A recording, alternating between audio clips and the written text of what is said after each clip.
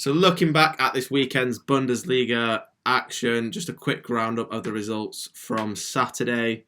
Mönchengladbach 1, Leverkusen 3, Freiburg 0, Bremen 1, Paderborn 1, Hoffenheim 1, Wolfsburg 0, Dortmund 2, Bayern Munich 5, Frankfurt 2. Johnny, Dortmund this weekend, what did you see?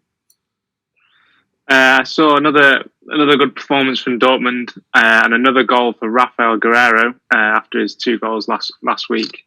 Both him and Hakimi, who we highlighted last week as being good performance, were good performers again, both getting on the score sheet yesterday. And another good performance from Julian Brandt. Erling Haaland slightly quiet yesterday, not on the score sheet and not too many chances to talk about.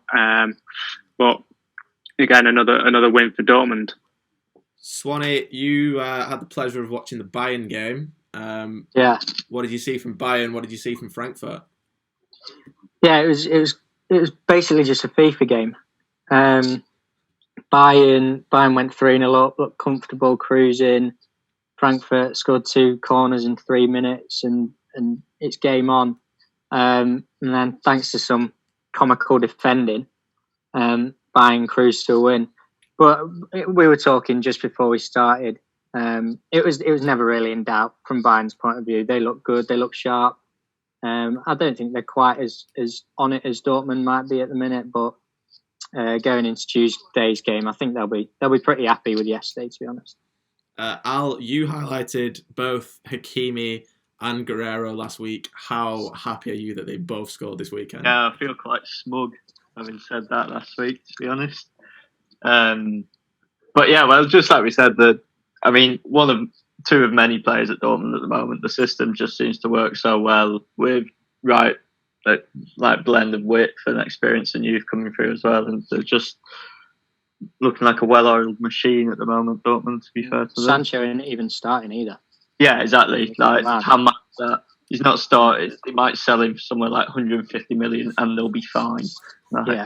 It's quite a nice position to be in, isn't it? Yeah. Yeah, I think as well, you've got Dan Axel Zagadou also out for the rest of the season. Marco Reus out for the last couple of months as well. Like I say, Sancho's not playing. Axel Witsel didn't play the last 2 games. And didn't Hummels go off injured as well? Yeah, so he could be a doubt for Tuesday. I think he gives them a quite good solidity at the back, considering the way that they play. Quite attacking and throwing bodies forward. And obviously, looking ahead, the big game on Tuesday night, Munich Dortmund. Which way do we see this going?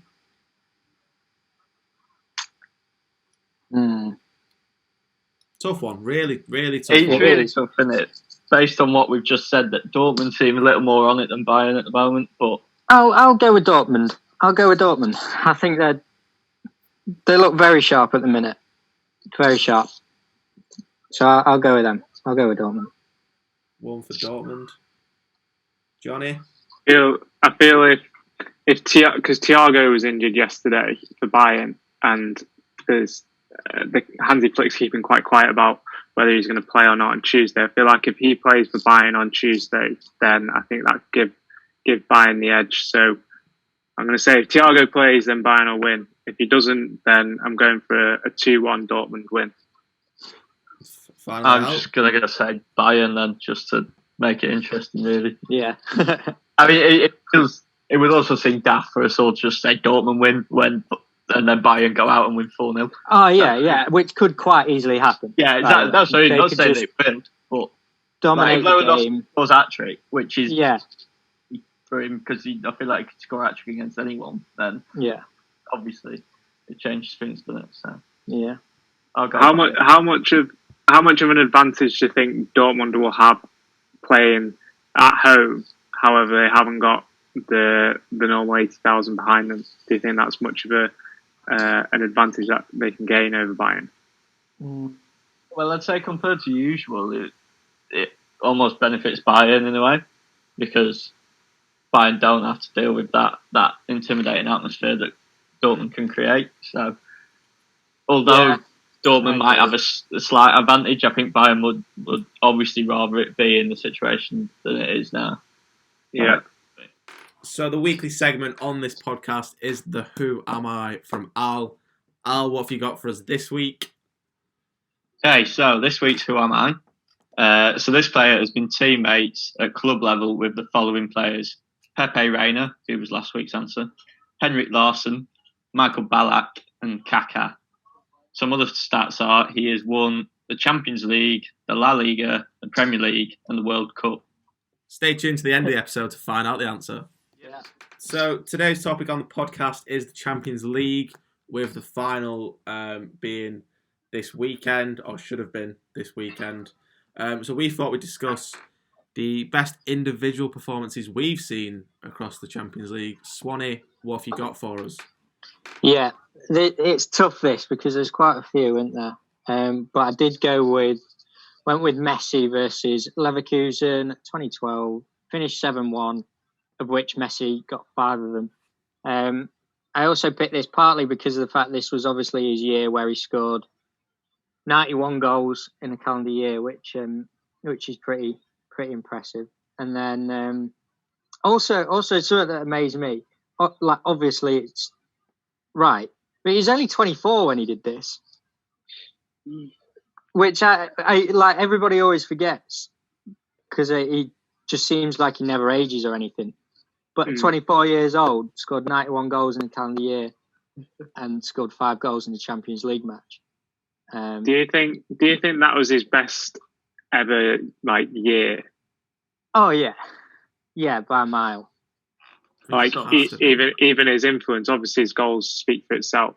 But do you think that was his best year in terms of his influence on the pitch? Because they didn't actually go and win it that year, did they? Yeah, but I think individually, the fact that he's just broken records by quite a way. He broke Muller's record by quite a distance, didn't he? I feel like individually, if you're scoring 91 goals in a year as well, it's sort of not your fault whether your team hasn't won. Exactly. I think it's fair to say he's pulled his weight, hasn't he? Yeah. How much more do you want him to do than score? Literally. 91? Looking around like, come on, lads. I'm closing in on a ton here. Exactly. Just win or something. Who was the forward 3 back then? That's when Zlatan was there, wasn't it? Oh, was it? So did they win the La Liga that year? I imagine so. Yeah, I think so. But they didn't win the Champions League. Let me get that front 3 up for you. Is it 2012, this performance?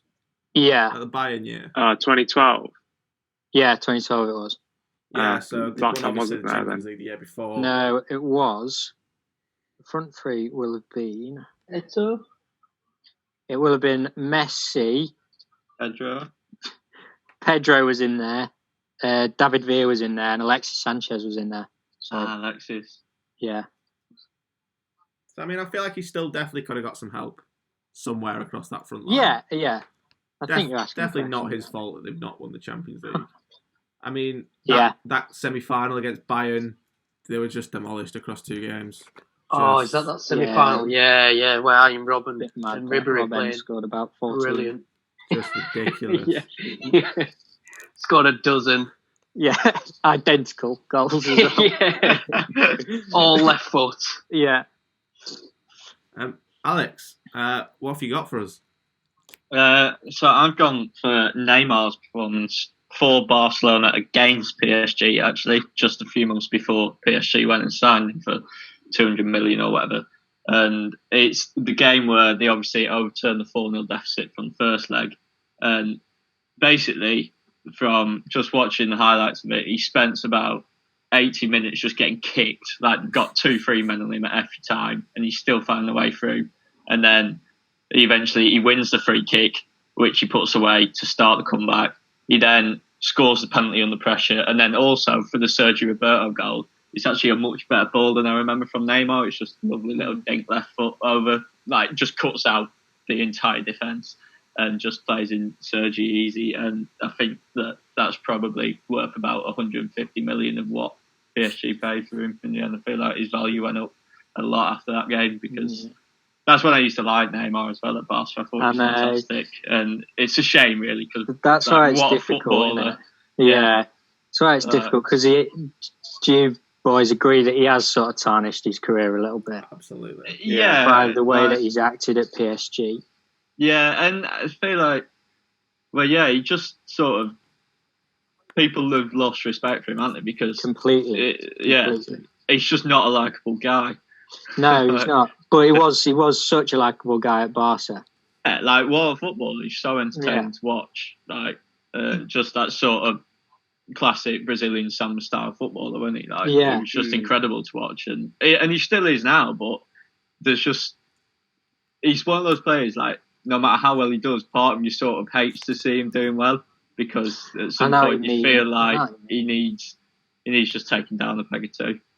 But, I think that game is just where everything just clicked through. That's the sort. I think he's so hot and cold, or can be at times, and that's Barca was less hot and cold. But that's the game that absolutely everything clicked. Like, I think he outshone Messi in that game. Yeah, he looking back on his performance now, he was just incredible. Like, they couldn't get close to him.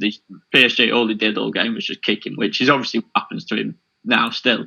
But that's more because he's just trying to like take piss out of players, basically. Yeah. Then it was actually just effective what he was doing. Yeah, I feel like people like knock him more now because PSG aren't winning, whereas then when he was at Barca, they won that Champions League in 2015. So I think he is easier to knock down when the team's not doing so well, and it hasn't quite worked out fully for him at PSG.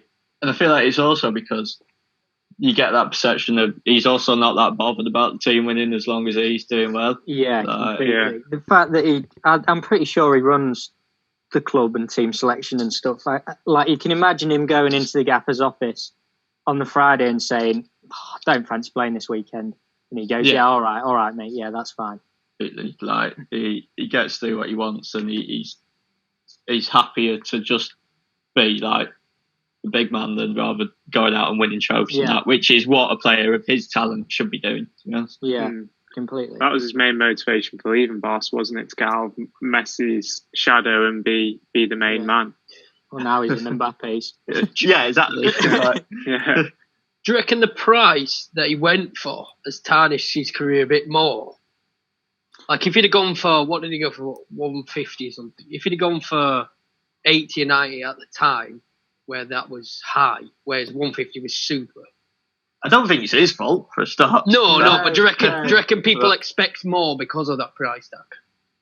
I don't know. It's at that much money, when your world record at the time was 80-90 million, you want to double it in price. I'm expecting a Ballon d'Or and the best player in the world. I'm expecting the sort of level that Messi of scoring his 91 goals. Yeah, but was he bought as that? Because you've also got to think, well, he was bought as a commercial brand, wasn't he? The Neymar brand is worth what they bought him for, whether he scores you 90 or he scores you 1. Yeah, and I think that's what it was. It was a commercial deal rather than a football deal. Yeah, in the same way with people like Pogba and that, it's from a business point of view, 150 mil or whatever it was is quite cheap. Yeah, but also, I mean, right, so he's only played 52 league games for PSG since going there, which that's nearly 3 years ago. He signed for 2017, so he's working out like 3 million a pound. I think as well, like the players who have also gone for like world record fees. You look like Cristiano when he went to Madrid, and Van Dijk when he went to Liverpool for world record fee for a defender. They silence the media because of their performances on the pitch. So Ronaldo has definitely justified his his fee when he went to Madrid, and the same for Van Dijk. So Neymar's not quite done it on the pitch in Champions League like what PSG are aiming for. So therefore, it brings a lot more criticism, and the price is talked about a lot more, I feel. Yeah. It is the big stage for action, because to be fair, in those 52 games, he has scored 47 goals. But it's in the French league as well, like, which everyone always doesn't really respect. If he'd have come over to England or even, I reckon, Germany and done that, it'd have been a bit... it'd gone a bit better for him, wouldn't it? If he'd have just stayed at Barca. Literally. I don't get it. He was winning stuff. I know it wasn't him that was the main man, but that front three of him, Suarez and Messi, were loved by everybody, every football fan in the world. Despite the fact that Suarez and Neymar particularly aren't necessarily likeable people, but on a football level, you couldn't not appreciate it. So yeah. And also, if he thought the best way of getting out of Messi's shadow was to move to the French league, then I feel like he's sort of got it wrong. It's just not work. So we'll move over to Johnny. Johnny, who have you got for us? I've gone for Gareth Bale at White Hart Lane versus Inter Milan when Spurs won 3-1. We all remember, it could have gone for either of the games against Inter Milan when he scored a hat-trick at the San Siro, but I feel like the second game where at White Hart Lane, that's where he really, really confirmed himself as one of Europe's elite players. That's when he really stepped onto the stage and delivered. He tore Maicon to shreds that game. The one image that I remember is he had the ball on the halfway line. He's knocked it about 50 yards down touchline, and he's just ran around everyone and crossed it in for, I think it was Crouch or Pavlyuchenko at the back post to score. So I think that's what really, really put him on the map.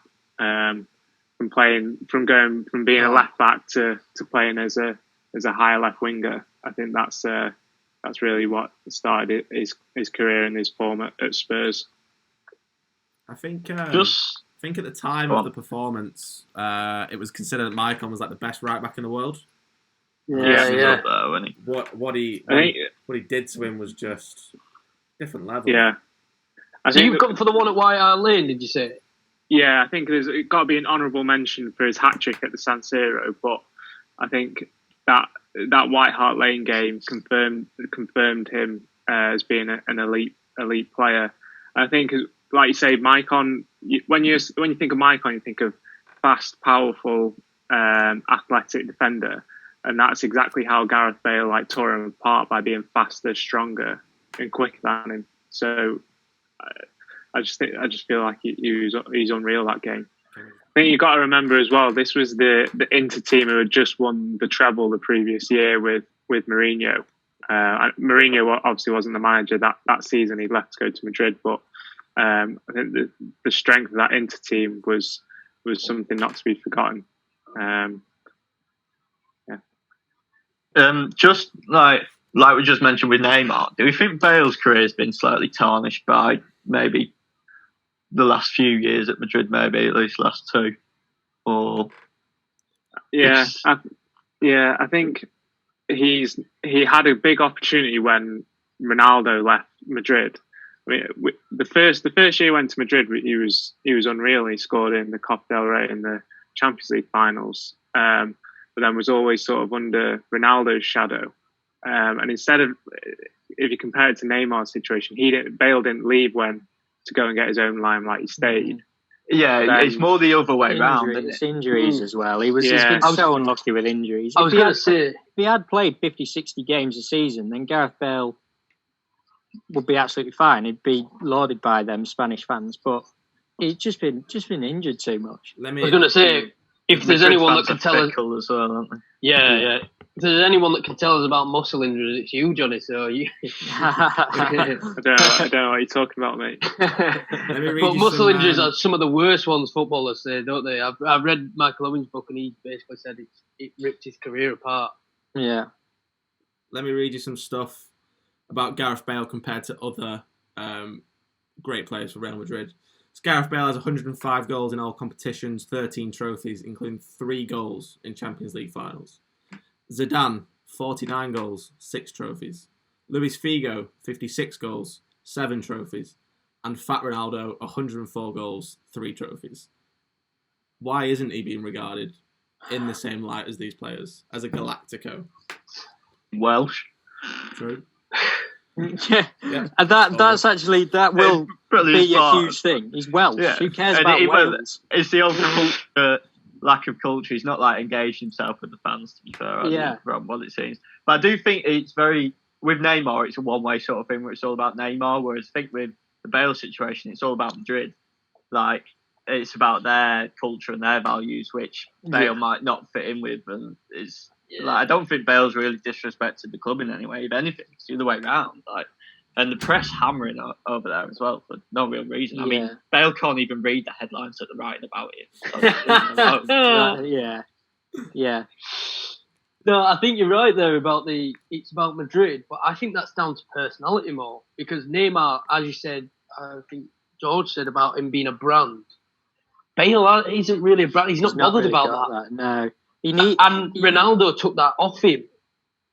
Yeah. And that's why everyone knows about Ronaldo and obviously scoring all the goals. And they know he's in his limelight, but he's not that bothered about the front. Yeah, you've got to have that certain attitude about you to play for like a Madrid or a Man United or something. That level of arrogance where you walk on the pitch and as soon as you get the ball, you make everybody around you know you're the best player on the pitch.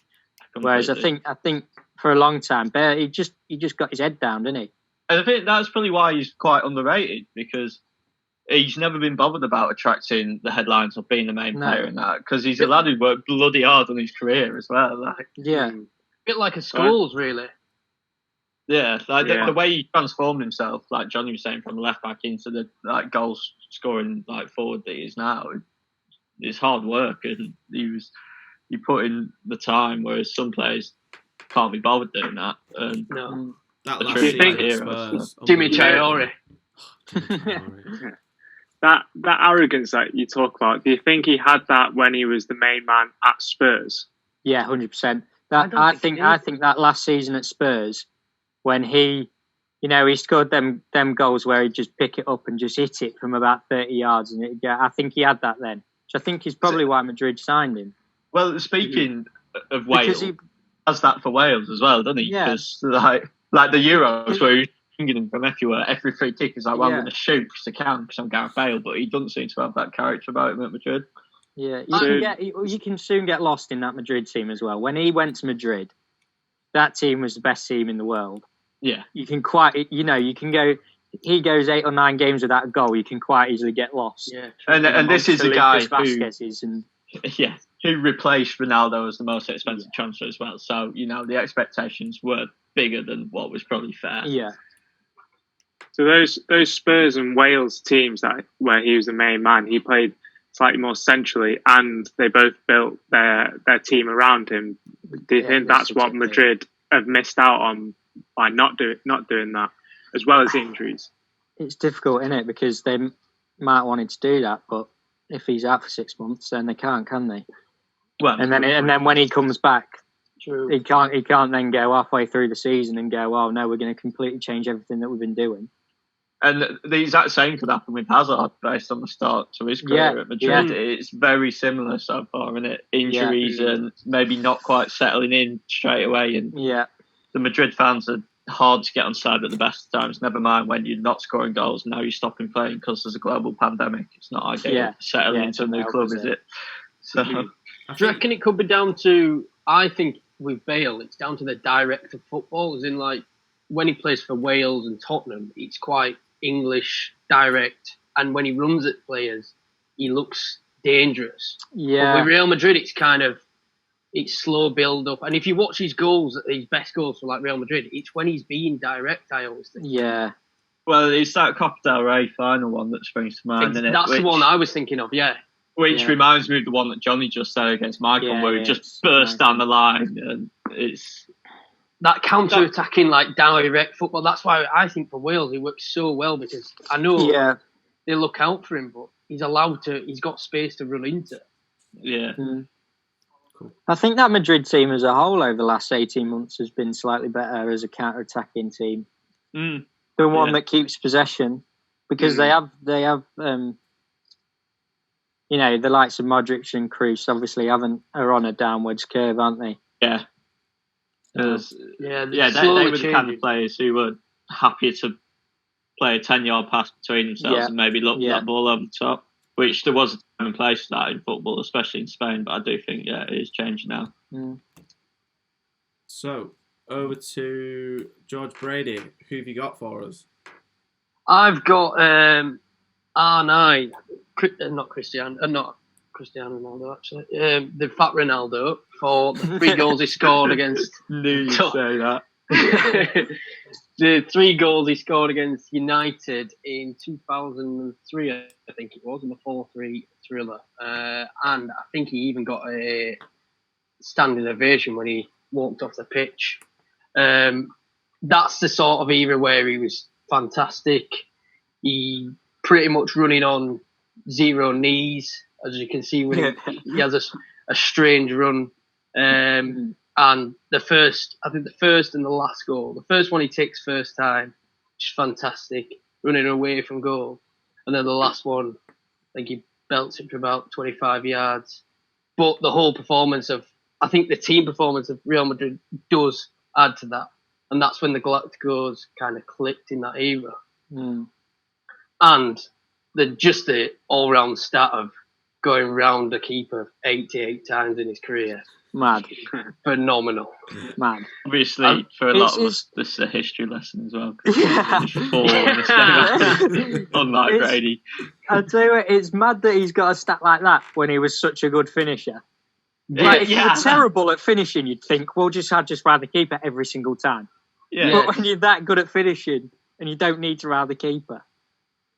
Yeah, I don't know who's second, Inzaghi or someone second, but he wasn't like a clinical... Well, he was a clinical finisher, but not to the same standard. Yeah.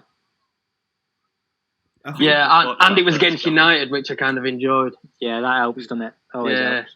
I feel like we know Ronaldo as obviously a class finisher, scored loads of goals, but before that as well, unbelievable player. Like, just, speed, power, dribbling. He's gone around the keeper 88 times. He's not just a finisher. Whereas you look at like Inzaghi, who, what else could Inzaghi do? Yeah, he had a lot more to his game, didn't he? And when I was watching a video just of him rounding keepers, basically. And how many times he didn't just knock it past the keeper, threw 2 step overs. Yeah. 1 or 2 step overs, dummy the keeper, and you must feel an absolute mug as a keeper if he's doing that to you. Yeah. It shows how quick he was that he was able to get in behind 88 times and have enough time to do a couple step overs and get past the keeper with no one else around him. It shows you your awareness, your positioning, just pure pace and physical capability as well as being technically, decent. Another one with injuries could have been. I mean, I'd regard him as probably the best forward, like centre forward. I'd call Messi and Ronaldo a bit more left and right forwards. He's the one player I wish I'd seen more of. I agree with that. But purely on the fact that our age denies us that opportunity. Yeah. Not for me, mate. Not for you. Yeah, how has George Brady been lucky enough to get Ronaldo, Messi and Cristiano Ronaldo? Yeah, I know. Yeah. And watch all the debuts. And Maradona and Pele. What, Jordan? And another thing of Ronaldo, that he played for both Barca and Real Madrid and kind of got away with it, whereas Figo didn't. Never too hated, was he? Yeah, and Inter and AC. Yes, he did. And he's kind of got away with all of it. Yeah. Well, I think the Milan is sort of less so. You've seen it quite often now. Where players between the both. But that Madrid. Based on the Figo reception that he got as well, that sort of highlights how you don't sort of do that, but Ronaldo does what he wants. Yeah. So, go on. I was just going to say, I don't think he's a great player and he had the terrible knee injury, but I don't think he also helped himself by like jumping around clubs, because he only did a year at Barca, and I think Barca and Inter Milan, they were arguably where he was like unplayable, especially Inter Milan. But I feel like if he'd stayed at one club for a bit longer, because he never won the Champions League. He's one of those great players who never won the Champions League. I feel like if he'd stayed at one of those clubs, then they might have had a better chance to continue to build the team around him. Like you, Johnny, a lot of injuries and constantly moving clubs. Do you reckon that's a bit of a Brazilian effect, though? Do you reckon when we're talking about Neymar, now Ronaldo, Ronaldinho did it a bit, bounced across a few clubs? It seems to be a Brazilian way kind of thing. When they get to the top, you can't sit still. What? No, she. Yeah, I feel like maybe. Again, let's get back to the favelas. Because, like we touched on with Neymar, these players were coming around when football was becoming more and more commercialised, and they were the commercial players. So they were the ones that the big clubs would throw the money at, and in that time, it's hard to turn down. And yeah, true. Yeah. Fernandinho's not got a big Nike deal. Also, like we said, because of the injuries, clubs didn't want to be giving out, 4 or 5 year contracts because who knows how long he had at the time. Yeah, that's true.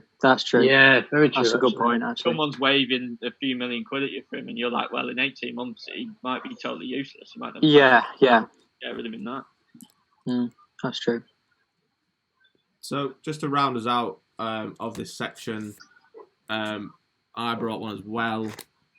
See, the names that we've mentioned so far at the time, already big names. I thought with this one, while he was on the way to being a big name, I feel like this cemented it for him. I took Robert Lewandowski against Madrid in the semi-finals. 4 goals against that Madrid team in a semi-final in such a big pressure situation. I feel like he was well on his way to being, I would regard him as the best number 9 in football. I think this really cemented it for him, doing it on such a big stage. Good game to do it in as well, wasn't it? Was it the first leg? Yeah, it was at home. It kind of cemented their position in the final, that as well, didn't it? Yeah. They won the first leg 4-1. There was not coming back from Madrid from that. Probably. Was that at home or away? Sorry. That was home. That was home. I think they lost the away leg, but obviously didn't impact the tie. No. Yeah. I suppose it's a difficult one with him because do you think if he hadn't have left Dortmund, he'd be regarded as good as he is now? Because as far as I agree, as far as I'm concerned, I think he's the best out-and-out striker in the world. Probably Kane a close second at the minute. But do you think if he'd stayed at Dortmund?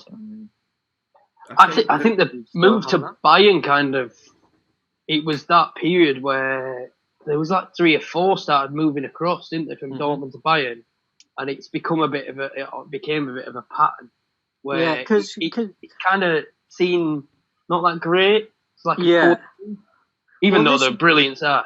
This is what I mean is that this guy very nearly went to Blackburn. But he was obviously amazing against Madrid and stuff. But at that time, for him to go to Bayern was actually quite a strange move because he was by nowhere near the best.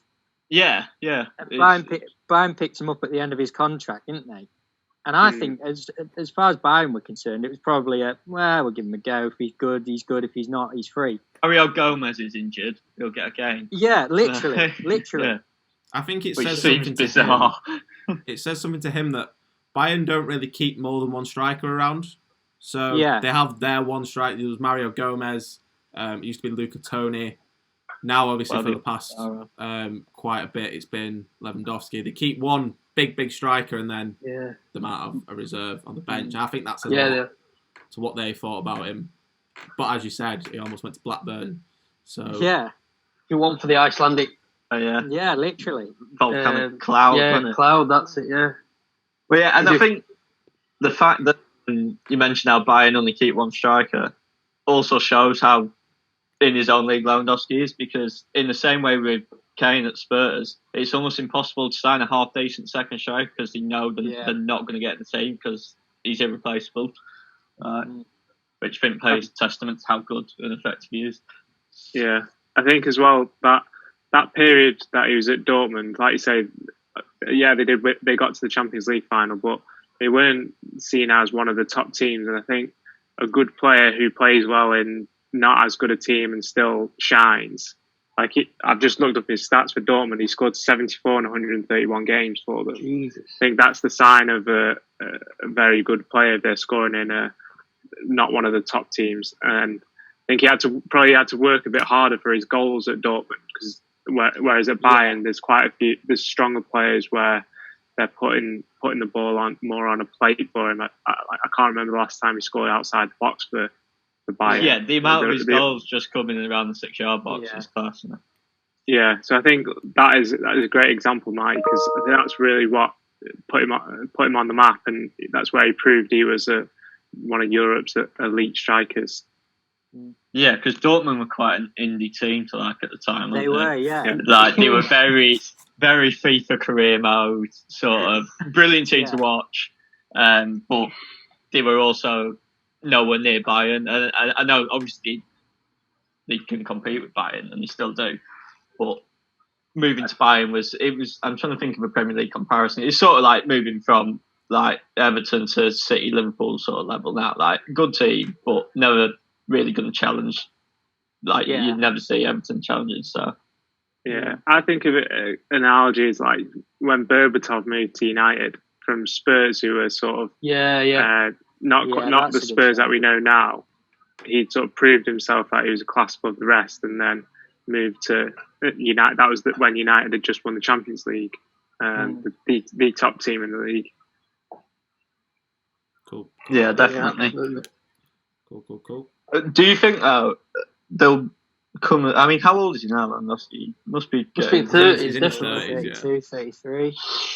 He might have both now. I don't know, but do you think people will look back in a few years and wish that he played outside of Germany as well? Yeah, do you think that could go against him in terms of going down as one of the best evers? It's always the point of you've not done it in the Premier League until you've done it in the Premier League. People always make that argument, but Messi's never done it in the Premier League. I know.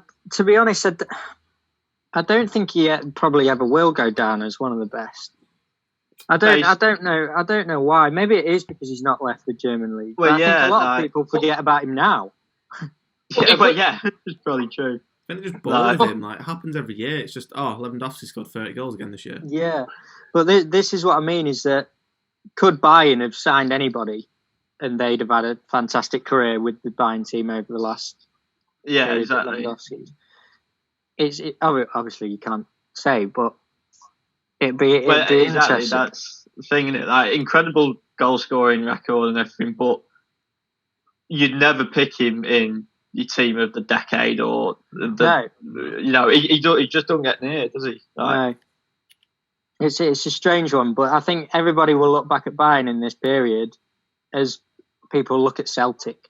And it's just we mentioned PSG before in the French league. Yeah, there's an argument to say that, actually, other leagues aren't as similar. Yeah. Well, yeah, but if you look back on his Champions League goals, this is that would. He's got 64 in 86. I've got mad. When he had 3 years at Dortmund as well. 3 of them years at Dortmund. If you're looking at that for goals per game, he's probably up there. Yeah, I think in and around. We've had multiple ones of these players, haven't we? But he's also a very quiet player. He goes and scores a hat-trick on a Saturday. You don't hear from him until he scores another hat-trick the next weekend. He's not a Suarez, is he? It might help if he went and bit someone and was in the media eye, because then the media start picking him apart, don't they? Because then they start looking at him and saying that the stats start coming out and stuff, and everybody looks and goes, oh, shit, he's quite good actually, isn't he? Yeah. If he had a bit of a, like you said, a brand earlier about himself. Yeah. So, it's now time to reveal the answer to the Who Am I? Al, if you'd like to read it again. Okay, so the player has played with the following players at club level: Pepe Reina, Henrik Larsson, Michael Ballack and Kaka. He's also won the Champions League, the La Liga, the Premier League and the World Cup. 2 additional clues are that he is a defender and he has also been a runner-up in the Champions League, having lost the final with a different club to the club that he won it with. And Johnny, you reckon you've got the answer? I believe that it is Giuliano Belletti. That is correct. Good stuff. Well done, Great Johnny. stuff, Johnny. Johnny, lad.